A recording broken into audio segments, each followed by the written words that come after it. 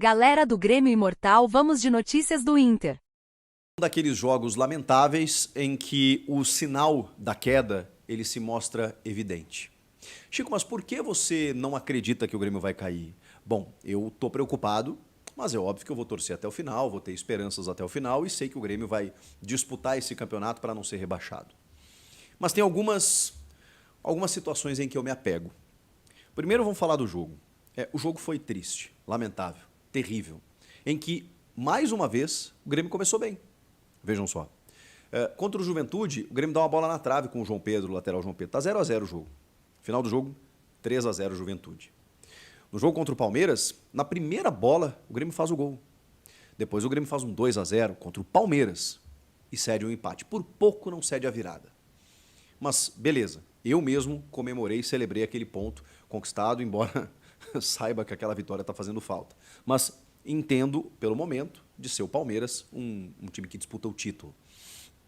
O Cruzeiro não é o Cruzeiro ainda reforçado, mas é um Cruzeiro muito bem organizado pelo Fernando Seabra, que meteu 3-0 no Corinthians, que também não está servindo de parâmetro, como o Fluminense também não, e como o Grêmio também não nesse momento. Mas o Cruzeiro meteu 3-0 no jogo passado, e vejam só, é um dos piores visitantes desse Campeonato Brasileiro. 15º na colocação dos visitantes. Agora subiu, né, de posição, porque ele tinha vencido apenas um jogo fora de casa em 15 rodadas, 14 rodadas. 14 ou 15 rodadas. Apenas o jogo contra o Atlético Goianiense. O Cruzeiro havia vencido fora de casa. Pois bem, venceu o Grêmio com 2 gols relâmpagos em 45 segundos. De novo, o Grêmio começa bem o jogo. E tem a bola do jogo, que provavelmente mudaria o rumo da partida, nos pés do Edenilson, de frente para o goleiro Anderson, que faz a defesa. Mas um gol assim, o gol escancarado, e o Edenilson perde o gol. É triste a gente ter que dizer isso, mas é óbvio que faz diferença. Porque ali você define o rumo do jogo. O Grêmio, que começou bem, começou criando essa oportunidade, perde um gol, e aí é óbvio que o emocional já faz assim. Aí o Grêmio toma um gol. E não é por acaso. Quando você tem um jogador como o Reinaldo no time, você aumenta a tua chance, isso é estatístico, de você sofrer falhas, de você ter problemas. Aí o Grêmio consegue tomar um gol de Ramiro, o Ramirinho, o Ramiro, aquele campeão da Libertadores, jogador super importante na história do Grêmio, que é desse tamanho. Ele venceu de cabeça o Reinaldo e deslocou o Marquezinho. 1-0 Grêmio, 1-0 Cruzeiro. Na saída de bola, o Grêmio toma o 2-0. E ali acaba o jogo. Porque ali o Arthur Gomes desfere um chute com o Grêmio completamente bagunçado no campo defensivo, desfere um chute que o Marquezinho só acompanha, e aí o Cruzeiro consegue o 2-0. É claro que quando você vai para um jogo em que, poxa, uma vitória, dependendo dos resultados, pode te tirar da zona, e eu vivi muito isso em 2021, o Grêmio passou o campeonato inteiro com se vencer, sai da zona, se vencer, sai da zona, até tipo as últimas rodadas. E não conseguia vencer um joguinho sequer para sair da zona. E tinha jogos atrasados também. E a coisa foi passando, o tempo foi passando. Pois bem, eu estou colocando aqui os 2 pontos, tá? Do porquê eu vou dizer porque eu estou otimista, ainda estou otimista numa saída. Como estava lá em 2021, não adiantou de nada, mas eu escolhi acreditar. Não adianta eu entregar os pontos agora. Faltam 22 rodadas para terminar o Campeonato Brasileiro e o Grêmio ainda tem 2 jogos atrasados. O Cruzeiro faz 2-0, o Grêmio desmancha emocionalmente. Depois o Matheus Pereira, na sequência, ainda tem mais uma chance. Mas assim, entra cara a cara com o Marquezinho, que faz uma baita defesa. Seria 3-0. Bom, o jogo já estava terminado com 2-0, imagina 3. Mas é aquela coisa, você pensa o seguinte, bom, tá 2-0, bom, se o Grêmio fizer um gol, volta para o jogo. Mas o Grêmio não criava para isso. E aí o Grêmio se abateu, evidentemente, começou a errar muitos passes, a ficar nervoso, a torcida já começou a, obviamente, ficar preocupada, e aí, por isso que eu falo que acabou o jogo. Ali era muito difícil você reverter. Mas beleza, se o Grêmio fizesse um gol, no primeiro tempo especialmente, voltava para o jogo. Não conseguiu. Chegou no intervalo, o Renato fez 4 substituições, 4 trocas. Obviamente ele se desesperou. E obviamente quis passar alguns recados. Entre eles, para o Pavon, que ele vem passando constantemente, porque o Pavon realmente acho bom jogador. Tecnicamente não é um jogador que eu descarte, mas o Renato está enxergando isso. Isso é um fato. Estamos vendo o Renato enxergar isso. Não estou nem dizendo que a gente está enxergando isso. O Renato está enxergando que o Pavon não tem o comprometimento que ele espera. E isso está acontecendo porque ele tem tirado sistematicamente o Pavon do time. Tira no intervalo, tira outros jogadores, faz uma penca de substituições, são 4 no total. Tira um zagueiro, inclusive, porque ele pensa assim, cara, vou tentar ganhar o jogo. Tá 2-0, bom, se eu perder de 5, se eu perder de 10, vou perder os mesmos 3 pontos. Então vou tentar vencer o jogo. Só que aí tem a expulsão do Kahneman. Ele substitui 4 e vamos combinar. Você tem 3 paradas ao longo do jogo para trocar 5 jogadores, além do intervalo. Então, você não precisa botar 4 no intervalo. Porque se acontece qualquer coisa no segundo tempo, você só tem mais uma substituição. E foi exatamente o que aconteceu. O Kahneman foi expulso injustamente, porque o Kahneman foi expulso pelo histórico, porque ele vai na bola, ele trava a bola, e o VAR não quis interferir, deixou o Bruno Arleu de Araújo fraquíssimo cometer esse erro pelo histórico do Kahneman, que vai na disputa por cima, mas ele trava a bola e aí o Ramiro, que está no lance também, vejam só, acaba sentindo ali, simulando, sei lá, mas acaba a expulsão do Kahneman, o árbitro vai lá e expulsa o Kahneman. O Renato já tinha tirado um dos zagueiros, ele tira o Kahneman, é expulso, e aí Vijaçante e Dodi terminam como zagueiros do Grêmio por mais de 40 minutos no jogo. Vijaçante e Dodi. O Cruzeiro não fez mais porque, digamos assim, administrou. Porque o Cruzeiro poderia ter empurrado o Grêmio até pela condição que o Grêmio estava vivendo. 11 contra 10, com 2 zagueiros volantes, o Cruzeiro poderia ter ampliado o marcador e não o fez. O Grêmio teve uma chance. Com 16, 17 minutos, o Natan Fernandes, que também entra no jogo, cara, uma chance inacreditável. Na frente do goleiro, ele tira demais, a bola raspa a rede, assim, até enganando todo mundo de que pudesse ser o gol, mas não, o Grêmio não faz o 2-1 naquele momento. Se fizesse com 10 jogadores, talvez o Cruzeiro fosse para cima e fizesse mais gols, não estava garantido de que o Grêmio reagiria, mas, pô, você voltava para o jogo, ainda daria tempo. Não deu. O Cruzeiro perdeu outras oportunidades, poderia ter feito o terceiro, acabou não fazendo, e o jogo acabou terminando 2-0. Aí o Renato, segundo a transmissão, ainda chama o Mike, lateral esquerdo, para tirar o Reinaldo. Agora é tarde, né? O Reinaldo não tinha que ter começado o jogo. Chama o Mike, lateral esquerdo, e é avisado pelo seu auxiliar de que ele já tinha feito as 5 trocas. Foi isso que aconteceu. Muitas vaias, xingamentos, pipocas arremessadas, inclusive na direção do técnico Renato Portaluppi, que vai para a entrevista coletiva e continua com o seu discurso otimista, de que não tem dúvidas de que o Grêmio vai sair dessa situação, de que o que acontece é que o Grêmio perdeu jogadores importantes num momento crucial, continua batendo na tecla de que o Grêmio está em 3 competições, está na Copa do Brasil, a 90 minutos de uma classificação, de uma vaga, na Libertadores, em que o Grêmio direcionou suas forças para lá e aí está mal no brasileiro, mas que ele tem certeza que o Grêmio vai sair naquele momento com os reforços, em algum momento com os reforços, com os jogadores voltando. Mas deu recados. Chegou a dizer que tem jogador que precisa de vergonha na cara. O Renato chegou a dizer que tem jogador que precisa ter vergonha na cara para entender o que é vestir a camisa do Grêmio.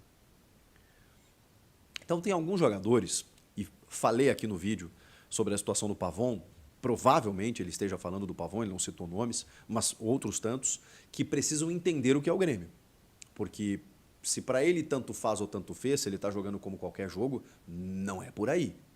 Eles precisam entender a situação que o Grêmio está vivendo. O Renato já entendeu. Será que o jogador entendeu? E aqui eu não estou isentando o Renato, tá? Estou falando primeiro da responsabilidade dos jogadores e relatando o que o Renato disse na entrevista. Já vou chegar no Renato. Mas ele transferiu, de certa forma, para os jogadores que, primeiro, a gente não podia ter desperdiçado a oportunidade que a gente criou primeiramente, com o Edenilson, e eu concordo. Ali não dá para desperdiçar. Segundo, tem jogador que precisa ter vergonha na cara. Fato. E tem jogador que inevitavelmente está sentindo a pressão. Fato. Tem jogador que a perna está tremendo. E é natural. Especialmente garotos. O Gustavinho hoje sentiu. O Alisson, que entrou no segundo tempo, coitadinho, deu pena. Porque é uma fogueira. O moleque está sendo jogado aos leões, não tem muita gente quem botar. Ele tentou ganhar o jogo, foi para cima, não tinha tantas opções assim. E aí você vê a responsabilidade da diretoria, você vai ampliando o leque das responsabilidades. Tem a do técnico, tem a dos jogadores e tem a da diretoria. Que sabia que teria uma Copa América, que sabia que, enfim, em algumas posições você pode ter lesão. E aí, como é que você fica sem reposição? Ah, mas lesionou todo mundo ao mesmo tempo. Mas é assim que você faz um time vencedor. Você precisa ter reposições. Isso não aconteceu. Agora está se mexendo aí com reforço e tudo mais. Eu vou falar mais sobre isso na sequência. Mas o fato é, o Alisson sentiu, o Gustavinho sentiu, o Nathan Fernandes também sentiu. A perna ficou pesada, com 200 quilos, quando ele foi chutar para o gol na frente do goleiro. E isso é um momento que a gente está vivendo. Renato disse que com uma vitória tudo muda. O Grêmio tem o Operário no domingo. Empatou em 0-0 o primeiro jogo da Copa do Brasil para poder, uma vitória simples, como mandante em Caxias, avançar de fase. O Operário não é do nível dos times do Campeonato Brasileiro. Então o Grêmio tem a obrigação de ganhar. Se o Grêmio ganhar, o Renato entende, e eu também, que a confiança retoma um pouquinho. Obviamente não vai resolver os problemas do Grêmio, muito menos no Campeonato Brasileiro, em termos de pontuação, mas o Grêmio está precisando ganhar um jogo. Está precisando ganhar um jogo para a torcida entender que, beleza, esse time pode jogar, classificar na Copa do Brasil e tal. Eu não estou preocupado com a Copa do Brasil. A Copa do Brasil pode até sair do caminho do Grêmio na sequência, como a Libertadores, infelizmente. Estou preocupado com o Brasileirão. Mas avançar na Copa do Brasil pode dar um gás para esse time, para eles entenderem o seguinte, tá, beleza, a gente avançou na Libertadores, avançou na Copa do Brasil, agora vamos cuidar do brasileiro, e o Grêmio está, assim, apanhando no brasileiro. Então, não pode. Qual é o erro do técnico? O time está desorganizado, o time está bagunçado. E se o Renato sabidamente, um dos principais, se não o maior gestor de vestiários entre os técnicos do futebol brasileiro, ele não está conseguindo. Porque se tem jogador que está faltando vergonha na cara, se tem jogador que está fazendo corpo mole, se tem jogador que está sentindo a pressão, se tem racha no elenco, se tem jogador que está indo para a praia e não dando justificativa, é falta de liderança, é falta de comando. Pode ser da diretoria? Pode, mas dentro do vestiário, aí é trabalho do Renato. Então o Renato também tem culpa e responsabilidade, primeiro pela organização tática do time, que está bagunçada, ele pode argumentar pelas ausências, e aí tudo bem, eu até entendo, mas também por essa gestão de grupo que está enfrentando problemas, obviamente num momento difícil, é complicado, não é fácil, mas ele sabe como poucos fazer isso. Ele não está conseguindo. Essa é a responsabilidade do treinador. E aí sobre a questão Soteldo, que ele falou também, o Soteldo vai ter que dar a sua explicação, porque, gente, é inadmissível. Virou bagunça. O Soteldo foi eliminado com a seleção da Venezuela da Copa América, o Savarino estava jogando pelo Botafogo e o Soteldo pediu uns dias e o Grêmio atendeu, mas desde que ele estivesse na terça-feira para jogar na quarta. Aí teve a questão dele não conseguir chegar em Porto Alegre, não teve teto para descer em Caxias, não sei o quê e tudo mais. Resumindo, não chegou a tempo. E aí não me interessa, né? Porque se um colega dele jogou no fim de semana, ele se ausentou no fim de semana e na quarta-feira. E é um jogador importante que o Grêmio conta. Então, assim, tem que ter cobrança, tem que ter comando, porque não dá para o Grêmio nessa situação e o cara tirando fotinho na beira da praia dizendo que foi resolver problemas particulares. Não tem nada a ver com os problemas particulares, cada um tem os seus problemas. Não é o problema dele estar na praia, o fato é de combinar uma coisa e fazer outra, né? E a gente viu isso em 2021 com o Douglas Costa, como foi traumático. Então, assim, Soteldo menos. O Grêmio está precisando do Soteldo, está precisando do Diego Costa, está precisando desses caras, está precisando de reforços para melhorar o time. O time está inqualificável, o time está fraco tecnicamente. E o Renato não está conseguindo fazer esse time fraco tecnicamente jogar e nem administrar essas cisâneas do vestiário. Agora, para arrematar, é óbvio que o Renato não tem que sair. Eu já falei sobre isso e vou repetir.